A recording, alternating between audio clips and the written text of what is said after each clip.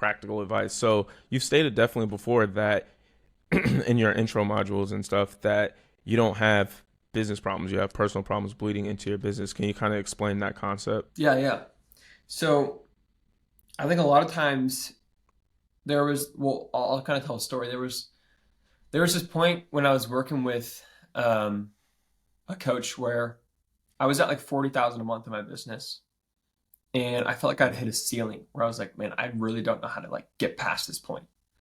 And I was about to get on my coaching call with him, and I was about to, ask a whole bunch of questions about tactics and strategies and like what's the new ad strategy or funnel to scale past this point, or like what hire do I need to make, whatever. And he gets in the call, and I tell him, hey, dude, this is how I feel. I feel stuck, whatever. And he's like, dude, how's your relationship with Jesus right now? And I was like, yo, what? What do you mean? Like, you're my business coach. Like, let's not talk about Jesus. All right. And then he was like, and how's the rest of your life? Like, how are you doing? And I was like, dude, why are you asking me about this right now? Um, and what I kind of learned from that experience was that like all the problems I had in my business, and this is especially true for an online coaching business, all the problems I had in my business were just personal problems reflected in my business, right? Let's say that you are not performing well on your sales calls, or your clients aren't staying past their initial commitment with you, or people are asking for refunds, whatever it might be. Now, especially in the coaching business, right?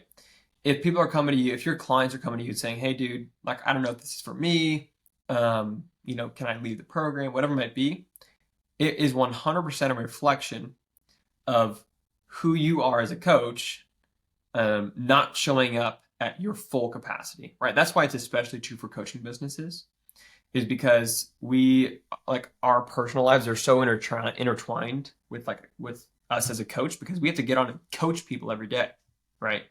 And so if I'm not feeling good myself, if I'm not fulfilled, if I'm not feeling optimal, I'm not going to be able to get on and coach someone else to the best ability that I can.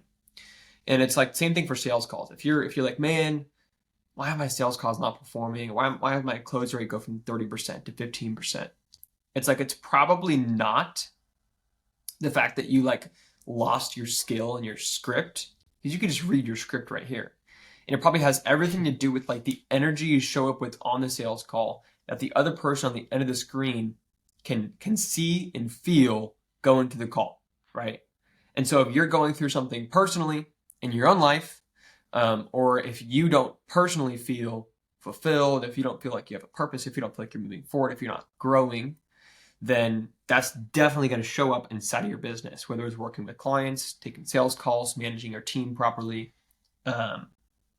right? And so I think everything, it doesn't have a direct correlation all the time. A lot of times it's literally just the energy you show up with. And if you probably know the times that you just felt amazing, right? Like you felt things were growing, you felt really good about it.